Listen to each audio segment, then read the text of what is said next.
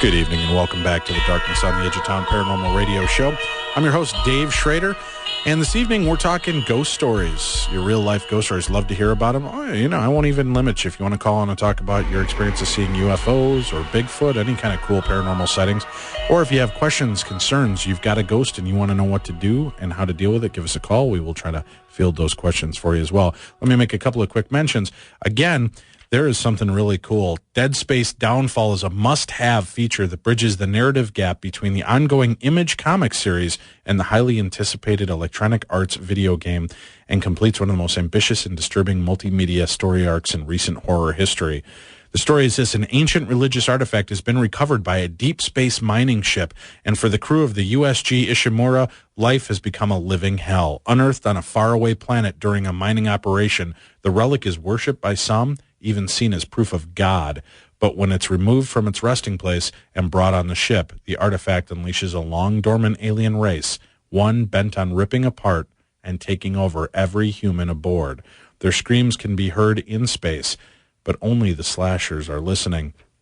This is an amazing new movie, and it's a video game. Again, a holy relic has been discovered, and it doesn't lead to heaven. Meet your maker with the release of Dead Space Downfall, the must-have feature-length movie prequel to one of the hottest new video games of the year. We have a trivia contest going on right now. 10 questions. First caller, they can call in and give us all of the answers correctly, will win a very cool prize pack. We're going to give you a Blu-ray copy of Dead Space Downfall, the movie, and Dead Space from EA Games for your PS3. You can answer these questions for us. First question: name the three main actors in the classic horror movie Burnt Offerings. Second question: the Reapers feed on what two things in Blade 2? What was the final body count by the end of the first Friday the 13th movie? When Freddy calls Nancy in A Nightmare on Elm Street, what part of Freddy comes through the phone? What Dawson's Creek actress also appeared in Halloween H2O? Here's a cool one. What classic horror movie did Clint Eastwood make a cameo in? Was it The Blob, Revenge of the Creature, or I Was a Teenage Werewolf? And Johnny Depp, his first movie debut was in the movie Nightmare on Elm Street. He comes back in the Nightmare on Elm Street series, but he does a cameo in which movie from the Nightmare on Elm Street series? Also, what classic character from the TV series Bewitched reprised his role in the supernatural-themed soap opera Passions? Ninth question: what is the name of Haley Joel Osment's character in The Sixth Sense? And the final question: there were 10 Friday the 13th movies, not including Jason versus Freddy. There were 10 Friday the 13th movies. In how many of them was Jason the killer? Okay? So if you think that you have those answers, give us a call. Let's see if you can win that prize pack. I wanted to also make a quick mention. One of the questions we asked tonight was about John Kassir, the voice of the Crypt Keeper. He's going to be out, and so are Tim and I. You can come out and join us. We're going to be at Crypticon 2008. It is the third annual Crypticon. It's a horror movie convention. Really cool stuff going to go on November 14th, 15th, and 16th at the Radisson in Roseville, Minnesota. A lot of great horror movie guests are going to be out there. I hope that you will come out and join it. If you want more information, go to myspace.com/CrypticonMN. That's CrypticonMN. You can get the information there, or you can go directly to the main website at CrypticonMinneapolis.com. Again, that's CrypticonMinneapolis.com. And find a little bit of news I want to mention. Coming up on November 30th, Dave Tango from the Ghost Hunters. I don't know if a lot of you are aware of this, but Dave Tango suffers from Tourette syndrome. And along with his father, they've planned an afternoon of an all-star entertainment to benefit the Organization for Tourette Syndrome, featuring the cast of Sci-Fi's Ghost Hunters. You can meet Dave Tango, Grant Wilson, Jason Hawes, Steve Gonzalez, and Chris Williams. On hand also will be Johnny Maestro and the Brooklyn Bridge, and Steve, and I'll probably butcher this, Maglio's tribute to Frank Sinatra. Again, Dave Tango is a member of TAPS, the Ghost Hunters. He has Tourette syndrome, and both the father and son, Bruce and Dave, have worked tirelessly to help the New Jersey Tourette Syndrome Council together and raise money. Tickets, if you are interested in going out there and meeting everybody, tickets are only $75 per person. They include your dinner. Doors open at noon. The show starts at 1 p.m. at Temple Emmanuel in Westfield, New Jersey. You can call Bruce Tango, 908-256-4980, or you can call Michael Kenny at 908-232-6770, extension 129. You can get tickets by contacting them. Again, Bruce at 908-256-4980, or Michael Kenny at 908-232-6770, extension 129. Go on out and meet the entire cast of Ghost Hunters. Jason, Grant, Steve Gonzalez, Dave Tango, and Chris Williams will be on hand. It's going to be a great time. The money's going to go to a wonderful cause. We hope that you'll be a part of that with us. And I also mentioned for the Scary Story Contest, we're keeping that going through November here. If you have a scary story, I want you to write it down in a novel form, like a novelization version. We don't want your real ghost stories. We want your fun ghost stories, scary stuff. It can be between 1,500 to 2,500 words. Just email them in to dave@darknessradio.com. And we're going to read some of the best ones on air on an upcoming show. We're going to also put them together into a collection that we're going to sell to raise money for Second Harvest Heartland, to raise money for food shelves. It's going to be great. So if you, again, want to be an author and you would like one of your stories published, submit it. And if we can get it and get it approved, we'd like to have it be a part of our book. So we can do that. And, again, you get a chance at winning some cool prizes as well. We're going to go right now. We've got some callers on hold here. We're going to have them come on and share their stories. Kimberly, you're on the line at Darkness Radio. Thanks for calling in this evening. Hi, Dave. Hi, Kim. How you doing? Doing great. Thanks a lot for giving us a call. So now you have a haunted house story for us, huh? I do, yeah. Okay. What's your story? It's sort of a long story, and I was thinking about how to make it short. But initially, I lived in a house here in Pasadena, California. Mm-hmm. I ended up doing research and figuring out the house was built in, 1914. It was a little craftsman bungalow. But before I moved into the house, I like to, do a little sage and, sort of clear the energy. Sure. And I was in the bedroom, and this was the first thing that happened. I opened the closet to sort of sage in there, and I saw this face. It looks sort of like, and this is weird, like a Balinese mask or something. All right. Huh? I said, all right. I'm listening to you. Yeah, it was very bizarre. And it was just hanging in there? I'm sorry? The face was just kind of hanging out in the closet? Did you see any other part of it, or just the face? No, it was just the face, and it was like hanging in midair. Yikes. It was the strangest thing I'd ever seen. But, of course you say, oh, well, it's my imagination, it's a new house, Right. Of course, when I said, go away, it just disappeared. So I didn't really think much of it. And then it just started happening where it was like I would be at night at 2 a.m. all the time, 3 a.m. I could feel something. I'd be laying on the sofa, and something would come by and really just sofa. My girlfriend came by about 2 months later. I hadn't told her any of this stuff. And she walks into the house. She works as a psychic, and she walks into my house and says, there's something wrong with this house. There are bones somewhere around here under this house. And so that sort of freaked me out. She did a little bit of a seance thing. She was supposedly talking to the spirit of a guy there, and he said that he hadn't had anybody to talk to in 6 years. Wow. Well, I had been told by the previous landlord that the woman who lived there before me lived there for 6 years, and my friend had no idea about that. Fast forward a little bit, I lived in this house for 5 years, but while I lived there, I was scratched. The CD player, even after I unplugged it, would go ahead and turn itself on in the bedroom. There was a guy that not only I would see, but he would walk into my backyard and sort of look around like he was looking for something and then walk back out and disappear. There was a little girl who would she looked like turn of the 20th century. She wore this little pinafore. I and another woman actually communicated with her, and when we asked her, where she came from, she would point up towards the mountains. I did have a medium come in because I got to the point where I was feeling like whoever the bad spirit was, there's a lot of spirits around I could feel, but whoever the bad spirit was felt like a serial killer. I didn't tell the medium this, but I got verification of it, and then some keys were actually found on the property by some construction workers. A friend of mine gave it to another medium that she knew and didn't tell him anything about it. And he said he saw in a basement a woman being stabbed to death, and that the keys didn't belong to my house but the house next door. And I found out 2 days later that there actually was a basement in the house next door. So, and I had an investigation done. There was all sorts of EVPs caught, too. Interesting. So, and you still live there? No. I lived there for 5 years. Oh, okay. It was just, when he was talking about his story, I was thinking, I know some of those feelings. It was like something was almost preventing me from leaving. And we did a seance one night, and we tried to help the spirits to cross through, and we think that whoever this man's victims were, we got them to be able to cross.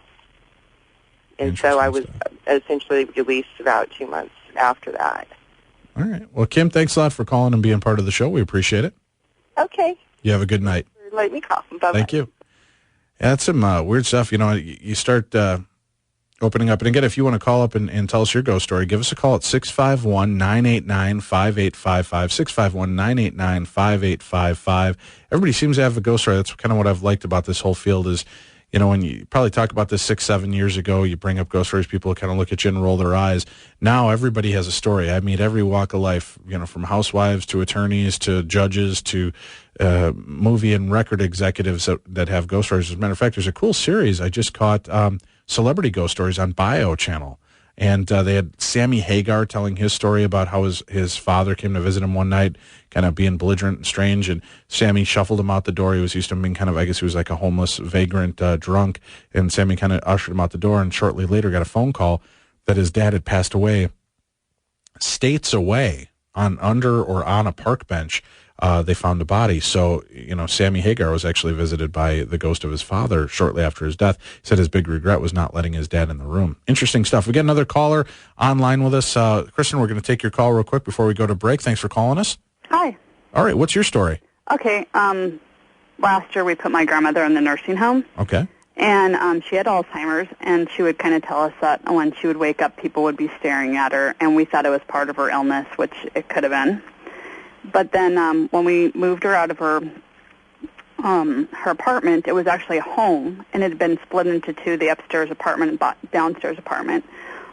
We were cleaning out her area, and my mom and I were walking down the hall, and my mom just said, "Hey, what are you doing here?" And she takes off down the hall, and I'm, of course, following her. And we get to the back bedroom, and she looks in there, and she goes, okay. And the room was real cold, and I said, "Who are you talking to?" She said, "I don't know. I saw someone walk by, and I could swear it was your cousin." And I said, "Well, obviously nobody's here. It's very cold." She goes, "Well, I know I saw someone walk by." So we just left the room, and we went back out to the living room and kept working, and a few minutes later my cousin shows up. And my mom said, "Were you here before?" And she said, "No." And she said, "You're sure you didn't come in the back door?" She goes, "No, I don't have a key." So we just kind of blew it off. And the same week, my aunt came to stay, and we hadn't told her about this incident. And she was staying in my grandmother's bedroom, and she got up to walk down the hall, and she saw a person standing there also. And she told us about it, and then we told her about, what my mom had seen, and they actually had seen a very similar thing. They saw what they believed was a woman from about the waist down walking down the hallway. And so the same week, we were also, as we were cleaning things out, we were talking about it in the living room, and we were kind of laughing. It was my sister, my cousin, myself, and my aunt, and all of a sudden the television turned on. And I looked over at my cousin. I said, "That is so stupid. What are you doing?" And she goes, "Nothing." And so I kind of looked around, and we found the remotes, and they were nowhere near anyone. And this happened. We kind of laughed, turned the TV off, and this happened about 3 or 4 more times before we actually left the home. And it was just kind of a freaky place. Yeah, it sounds like it. And do you guys still have access to the duplex as well, or no? Well, we don't, and the odd part is my aunt and uncle had actually owned it at one time when my grandma first moved in there, and then they had moved and sold the place. And I know that since then, because it's a very small town, that no one has stayed in there very long. So, and I haven't obviously talked to the person who owns it, but no one has stayed in there for probably longer than about 2 to 3 months. Weird. Yeah, it's a strange deal. Well, thank you very much for calling in this evening, Kristen. Yep, you're welcome. Appreciate it. Thank you. Hey, you guys, stay tuned. You're listening to Darkness Radio. If you want to call in and be a part of tonight's show and tell us about one of your live ghost stories, give us a call at 651-989-5855, 651-989-5855, and we'll put you on the air, talk to you. And I'll tell you what, we'll just have you call in right now if you want to be a part of the trivia contest. Call in. We'll ask you the questions. Whoever can get the most questions right. Ben has got the answers. We're going to give you... Ben, you just jot down their names and phone numbers, and we'll see who gets the most right between now and the end of the show. The winner will call back and bring them on the air, okay? All right, you guys give a call. If you win, you're going to get a shot at a really cool setup. We've got, you receive a Blu-ray copy of Dead Space, the movie, Dead Space Downfall, and a copy of Dead Space from EA Games for the PlayStation 3. We have 10 great questions. Give us a call. We'll be back with more right after this. Good evening. Welcome back to the Darkness on the Edge of Town Paranormal Radio Show. I'm your host, Dave Schrader. Appreciate you tuning in. We're talking about ghost stories tonight. If you have a ghost story you'd like to talk about on air, give us a call. If you're having a haunting right now and you're looking for help, you can give us a call and talk about it. Or I recommend also getting in touch with the Twin Cities Paranormal Society.com. They will do an investigation. They're a great group of professionals that can come into your home and do an investigation for you to try to get you the answers that you may seek. Go to the Twin Cities Paranormal Society.com.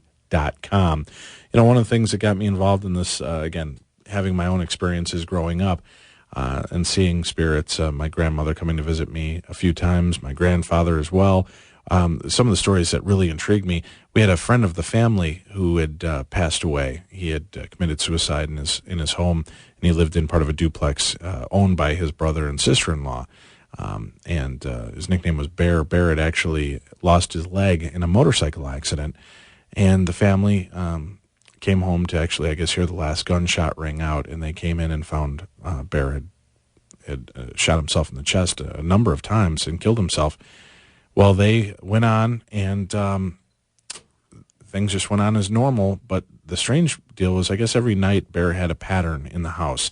They would hear him, get up from the living room, walk into the kitchen, get a drink of water, go to the bathroom, get into the bedroom, sit on the bed, take off his fake leg, and drop it on the floor. And after his passing, the sounds continued. It unnerved them so much that they ended up actually selling the duplex and getting rid of it. But that was one of the stories I heard growing up that was always amazing to me. Another one, my uncle is an insurance agent for State Farm back in Illinois. And he shared an office with a realtor by the name of Jim DeRienza. And Jim had come from humble beginnings. And when he married and got together with his wife, he didn't have a whole lot. And he gave her a very small engagement ring. And for like their 25th wedding anniversary, he was doing really well in real estate. He went out and bought her this gorgeous, huge diamond ring. And my uncle said, well, we got to get some photographs of that so that we've got, insurance coverage for you. So they start taking photographs with a Polaroid camera of this ring. Reflected in the ring in every photograph is an image of Jim DeRienza's mom who passed away.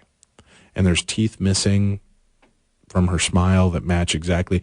They're looking around the room seeing if any of the pictures of his mom are reflecting off of this diamond. They couldn't find anything that even looked similar. And the strange thing was the facial features changed in each photograph. Like she'd kind of be looking a different way and smiling. So interesting stuff. That was always one of the stories, too, that grabbed me growing up. And listening to not only did my uncle see it, but my aunt, who worked for my uncle, and they're different sides of the family. My uncle is on my dad's side. My aunt's on my mom's side. My aunt worked for my uncle, and she saw the photographs, too. Just really floored them all. So it's great stories like that that's really kept me going, reading some fantastic books. In the studio with us tonight, we, as you guys know, every Sunday usually we're joined by our national news correspondent, Bree Sanders, and our book critic, Susan Cummins. And because they're in town, we had them in station tonight, so they did their news and book reviews. And now we're actually, I want to talk to you, Bree. Let me open up your mic and tell us a little bit about this. What, ghost stories-wise, what got you involved in the paranormal? Were you visited as a child, or have you seen things? No, actually, as a child, I don't remember having, a ton of experiences. I had one that stood out when I was about 6 years old, and it's hard to explain, but I was sleeping, and I was woken up by it was like a male voice was speaking in my ear. Right. And I opened my eyes, and it still was speaking, but there was nobody there. And it was like someone was literally right up to my ear, nothing threatening, just really, obviously uncomfortable for a 6-year-old, Right. But that kind of sparked my interest, I guess, and over the years I just had various experiences. They started getting a lot more heavy when I moved out of my parents' house. I was about 18 or 19 years old, and I moved to Los Angeles by myself and started having more experiences there. So It's interesting, too. When I was about 5 years old, we went out to Texas to visit my great-aunt and great-uncle Charlie, and my grandfather was in town. I was sharing a room with my grandfather. I had a bed close to the wall by the window, and I remember this vividly to this day. Now, my grandfather's sleeping in the bed next to me, and I'm laying there facing the window, but the door's open so I can see the shaft of light, and I see a shadow come into the shaft of light, and then I very clearly hear, "I'll go to the other side to get David." And I didn't recognize the voice at all, and I thought it was maybe my dad or my mom. But as I'm watching the shadow, it just suddenly dissolves. It doesn't go right or left and leave. It just, it's gone. Wow. And I remember just laying there whimpering for what seemed like an eternity, hoping my grandfather would wake up. And of course, he was like a chainsaw, right, snoring. So I'm like, Grandpa, Grandpa. So it's kind of funny that you had around that same age, having that kind of activity happen. Susan, how about you? Now, I know we had the opportunity to meet over a year ago, and you've been involved in this. Now, this isn't your normal field of work. Tell people what you do in your real life. I'm part owner of how would I describe it? Sort of an anti-aging practice. I work with voodoo and no. Okay. a couple surgeons, and I do all the non-invasive treatment programs. And it must work because, folks, if you go to our website at Darkness Radio and click on the book section, she's 93 years old, and she looks great. But so. How about you now? Did you start having paranormal experiences when you were a child, or? Yeah, when I was very young, and of course I didn't know what it was. When you talk with people in this field of work, a lot of times they'll say, it happened when I was young, really couldn't put my finger on it. I would hear my name being whispered to me a lot when I was trying to sleep, and it would unnerve me to where I'd go crawl in bed with my parents. But strange, little things like that. And then when I I was over at Washington State University living in a basement of sort of a home. It was sort of one of those daylight basements where everything echoed because it was built into the side of the hill. And first experience with my roommate, we were sleeping in the living room on a hide-a-bed because her bed hadn't made it there yet. She was moving in. And we heard snoring.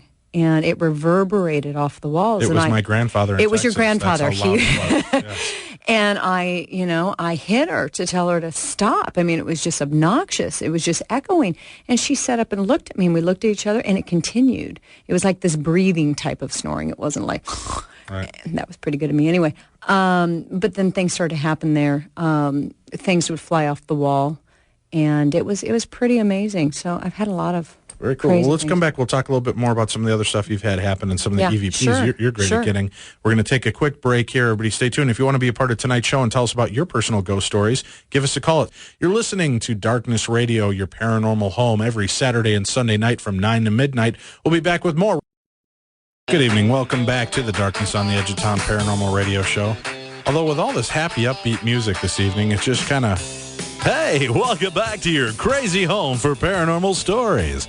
I'm your host, Dave Schrader. This evening, you're listening to Darkness Radio. We're here every Saturday and Sunday night from 9 to midnight. This evening, we're taking your calls. If you have stories you'd like to share with us about your paranormal experiences, we'd love to hear about it.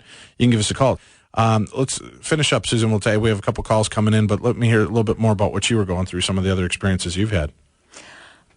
Which experiences should I talk about? Can I go on after? What do you think is one of the creepiest things you've ever had happen, or is it currently happening? I have current things happening, yes. A lot of my friends know I have a few spirits in my house right now. Like to wake me up at about 2 a.m, love to torment my poor dogs. And, it's been really crazy. Now, not only your dogs are being bothered by these things, right, but you have a motion detector light? I have a motion sensor outside of my sliding glass doors, and I stopped giving energy to the spirits that were in my house, stopped communicating, doing my EVP work, etc. And my motion sensor light outside kept coming on and off all night long. I felt like I was in a lighthouse. It was just absolutely obnoxious.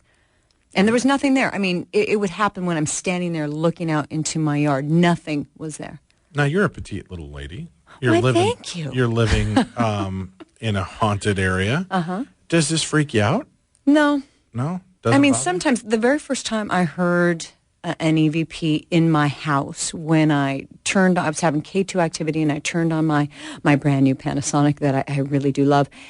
And I heard this literal scream, sort of this growl. Yeah, it took my breath away for a minute or two. Unbelievable. Now, we were at the Palmer House last night. Yeah. And you were doing a little EVP work, right? Yeah. And now this is going to be a little rudimentary, guys. I'm just going to have her hold her recorder up to the microphone here. Yeah, I'll try so not she's to going to blast play this. people out. Let me see now. Tell me a little bit about this before we play this EVP real quick. Yeah, I just want to let you know a little bit. I was there with my friend Kim, who's also here tonight, and a few other people. Lisa, I can't remember Lisa's last name. Anyway, we were in what they call the door room of the Palmer House, which is in the basement, and crazy stuff started happening. Pebbles were being thrown at us, weird smells. I felt nauseous. We were getting crazy K2 activity. It was really pretty creepy. So I did some EVP work. Now, how many EVPs did you get? You know, I was getting EVPs everywhere, but at 10, it was the same thing. It was this growl, which, and then we could hear yeses and nos, but I have the very last one that I have queued up. If you want to hear it. Now, okay. Okay, do you want a precursor and tell us what you hear? A lot of it was just sort of angry screaming. And, of course, everybody that was in the room was saying, you know, this is a real negative energy. I mean, I was asking for my angels to come in and protect me. Kim was trying to surround herself with white light, and it goes back to, of course, having to have some sort of belief system. It did not feel right. It was heavy. It was negative, and I think the EVP reflects it. All right, let's go ahead and... All right, I'm going to try not... Hopefully I won't blast people out, okay? Yeah, don't worry. You bring it up. We got a good guy running the boards over cool. here. He'll take care of it for you.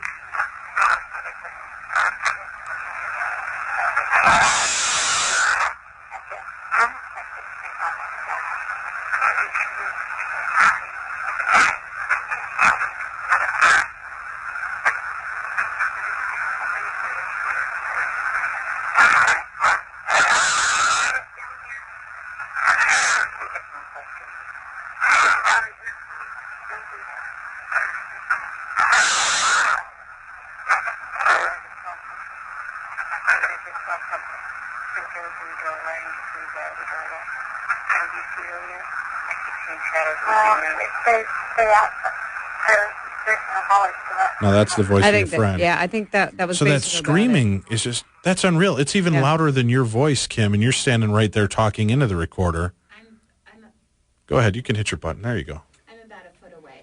About a foot away from it, but it's coming through that loud.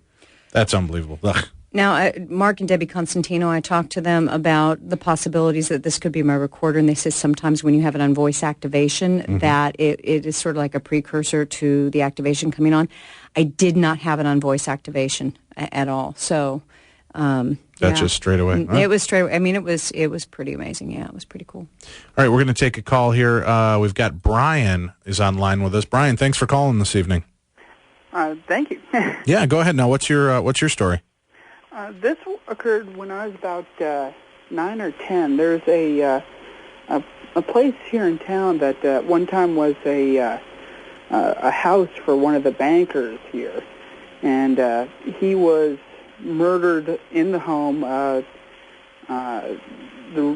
legend says that he was shot in the head by his son, although that never was fully confirmed who killed him. But this one room, you got like eerie feelings. You always felt like somebody was like looking at you. We were renting it as offices. And we had one night, we had a friend of ours that decided to use the offices overnight. And he had a dog that was just barking that like he wanted in.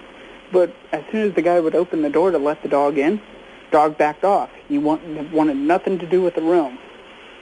And just stuff like that. Interesting. And just really, really eerie things in that one room of that house. So... Now, did you ever actually hear or see something yourself, or was it just always the reaction of the animal? You know, I was only 9 at the time. I remember, like, hearing my name getting called once or twice, but now that I'm older, I don't know what that truly, if I was just hearing things when I was younger or what. But I'll tell you, the room itself, you got the feeling that you were just being watched, that you got the feeling of, why are you here? Get out, And you just got that over... there's nothing more unnerving to me is when I'm somewhere and either my pets or my friends' pets will start hissing at something that nobody else can see, or growling at it. I've got we've got a big tough dog. He's a little Toto, a little Kieran Terrier, right? The cute little small guy. And he'll be standing in my living room, and Marianne Winkowski, the ghost whisperer, came on. She told me I have a transient ghost that, because I live in an apartment complex, this ghost likes to wander around in different people's apartments. But I will get out, and there'll be times I'll just be sitting there, and all of a sudden Toto will get up and look into the corner and just start. And you know what? I'm almost okay with hearing a voice, but when the dog starts like hackling up and starts snarling, that's a little unnerving to me. Yeah. Have you ever seen like a cat just go nuts for no reason? Standing there watching. Oh, that's crazy. Yep. Goofy stuff. Or they'll just start watching intently this one corner where there's nothing there, not even a fly, and you're like, what are you looking at? Exactly. Hey, Brian, let me put you on hold. We'll get you a copy of the new movie Dead Space Downfall. Okay, it's out on DVD and Blu-ray, high def right now from Anchor Bay and EA. You want to hold on for a second? Yep, thank you. Thank you for being a part of the show. We appreciate it. And thank you all for calling in this evening. If you do have ghost stories you want to talk about on there, feel free to give us a call. It's 651-989-5855. 651-989-5855. I want to get Ben, when she's done with this call, I want to get her on the line because she had an experience last night when we were at the Palmer House. A little unnerving, too, for her, out in Sauk Center, Minnesota. If you're looking for a place to investigate, give them a call. You can set something up out there. We're going to take our break real quick here. We got about the last break of the evening, so stick with us. You're listening to Darkness Radio right here on your home for paranormal activity. Good evening. Welcome back to the Darkness on the Edge of Town Paranormal Radio Show. A holy relic has been discovered, and it doesn't lead to heaven. Meet your maker with the release of Dead Space Downfall, the must-have feature-length movie prequel to one of the hottest new video games of the year. Get Dead Space Downfall on DVD and Blu-ray high def today from Anchor Bay Entertainment and EA. It's a great movie. Got a chance to see it the other day. Freaky, great animation. It's a fantastic movie, and it's a precursor for the video game that we were going to give away. Which is, again, the winner of our grand prize this evening is going to get Dead Space Downfall, the DVD, on Blu-ray, and he's also going to get the what do we have here? The Dead Space video game from EA for the PlayStation 3, and the lovely Ben is in there telling me that we have a winner. So let's go to the line here. And now, you think you've got all the questions for us here answered? Yeah. Wow, I like that. Confidence. All right, let's go. Question number 1. Name the 3 actors in the classic horror movie Burnt Offerings. Betty Davis, Oliver Reed, and Karen Black. Okay, very good. That's a good one. All right, the Reapers in the movie Blade 2, they feed on 2 things. What are those 2 things? Humans and vampires. Damn it, see, I would have got that wrong. I totally would have gone with McNuggets and Cheese Whiz. But that's me. All right, what was the final body count by the end of Friday the 13th, the first movie? 10. Very good. A lot of people think it was 13, and that was like a misnomer for a long time. As a matter of fact, Kevin Bacon is one of the first murders in that movie. He gets that's I how think you start out good movies. Yeah, killing Kevin Bacon. I agree. All right, in number 4 question here, we have when Freddy Krueger calls Nancy in A Nightmare on Elm Street, what part of Freddy comes through the phone? His tongue. That's right. I thought it was his charm and wit, but you are right. His tongue. Remember, it comes out, that sticky goo sticks to her lip. That was gross. Yeah, that was a surprise. All right, so now this is the geek question I had to throw in as a Dawson's Creek fan. What Dawson's Creek actress also appeared in Halloween H2O? That would be Michelle Williams. Very good. See, somebody knows how to use Google. I think we've got a Googler here. All right, what classic horror movie did Clint Eastwood have a cameo in? Was it The Blob, Revenge of the Creature, or I Was a Teenage Werewolf? Well, it's definitely not The Blob or I Was a Teenage Werewolf because he's not in that. So it's Revenge of the Creature. Revenge of the Creature. Right. Do you happen to know who was in The Blob? This is extra credit points. As a cameo, I don't know. I know Steve McQueen was actually in the original Blob, And Yeah. Michael Landon from Highway to Heaven and Little House on the Prairie was the werewolf, and I was a teenage werewolf. So it was a little bit of a trick question. But yeah, Revenge of the Creature. And Clint Eastwood is in it for 30 seconds. He's in the background picking up a mouse and putting it in his pocket, and that's about the extent of it in a lab. That's an awesome scene, not going to lie. Yeah, exactly. He should have won right there. Johnny Depp was in the very first Nightmare on Elm Street movie. He returns to do a cameo because he was told this was going to be the final movie. What's the name of that movie? Freddy's Dead, The Final Nightmare. That's right. He showed up in that for a brief second. I think he was in the TV, and he gets yanked back by Freddy. All right. Now this one I'm surprised if you know. What classic character from the TV series Bewitched reprised his role in the supernatural themed soap opera Passions? Yeah, this was a tough one. I had to think about it for a while. But it's Dr. Bombay. That's right. I think it was one of the main characters who's a witch on the show, started evoking him. I thought it was going to be a joke, but damn, the guy actually showed up. I got the ladies in here. Do you guys remember Dr. Bombay from the TV series? Yeah. Very cool. All right. What is the name? I've been watching this in the chat room. Everybody's like, I can remember the first name, but nobody can remember his last name, which should be natural. What is the name of Haley Joel Osment's character in The Sixth Sense? His name is Cole Sear. Seer. Exactly. And he sees ghosts. See, I can't believe people didn't know that. Very good. All right. Now here it is. This is for the enchilada. This is for the big prize. Drum roll. That's right. There were 10 Friday the 13th movies, not including Jason versus Freddy.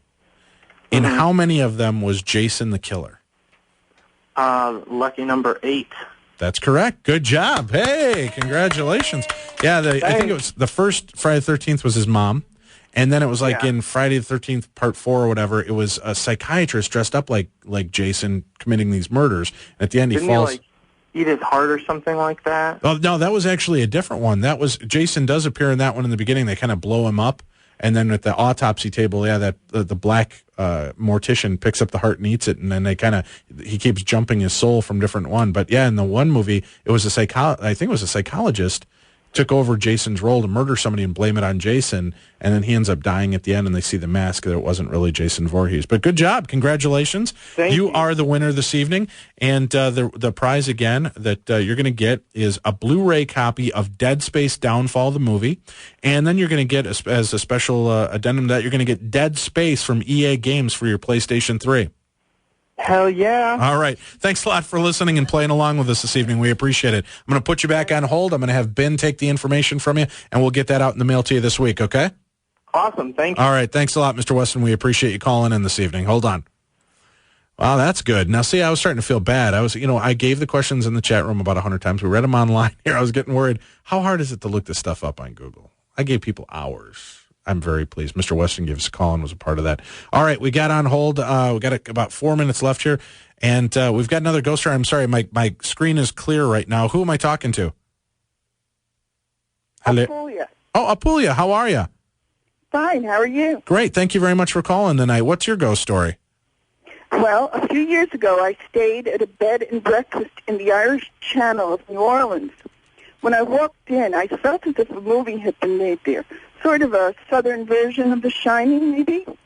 The place had once been a children's orphanage in the late 19th century. It was called St. Vincent's.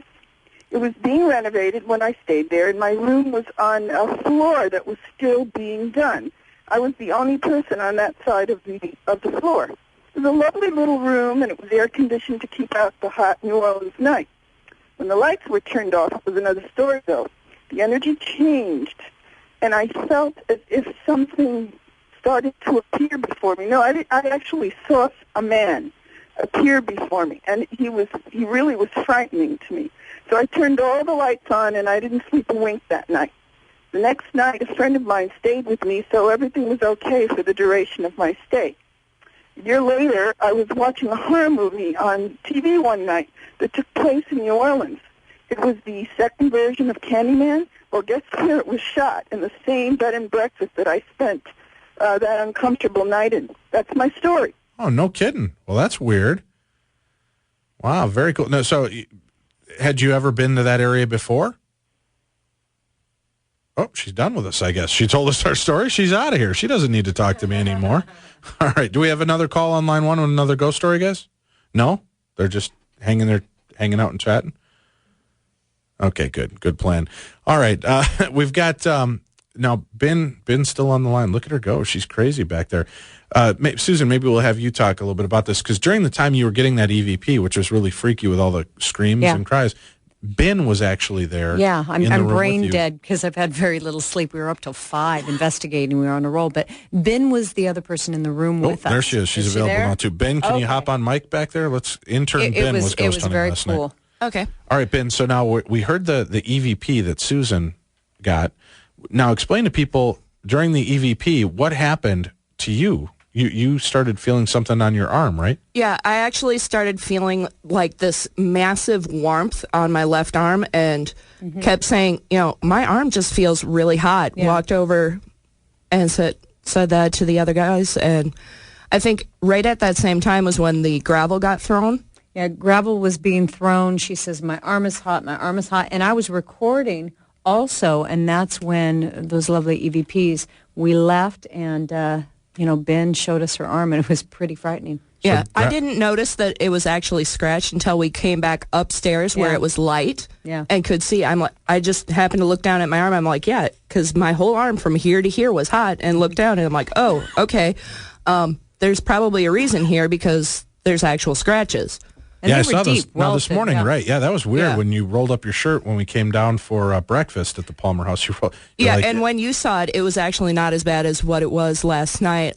Adrian got pictures of it right afterwards that shows how deep and just red all over it was. Well, we'll post those with the party, because nothing's a party till one of us gets scratched by something from beyond. It's right? never a good party until somebody gets hurt. That's right. Well, guys, thanks a lot for coming in the studio. We've got our guests, of course, the lovely Susan Cummins from Seattle, our book critic in studio with us, national news correspondent Bree Sanders joining us this evening as well. Thank you guys for being here and being a part of the show live with us tonight. Thank you. It's a pleasure. And Ben, thanks a lot again for being our bait at the ghost hunt last night and taking the scratch, and we appreciate that. Thank you all for tuning in. We'll be back again tomorrow with a brand new show. And we want to, again, send special condolences out to Tim Dennis, my co-host, producer, and best friend, and for the sorrow and loss of your stepfather, Leroy William Johnson. Our thoughts and prayers are with you and your family, my friend. Have a good night. We'll be back again with you tomorrow right here on 100.3 K-Talk.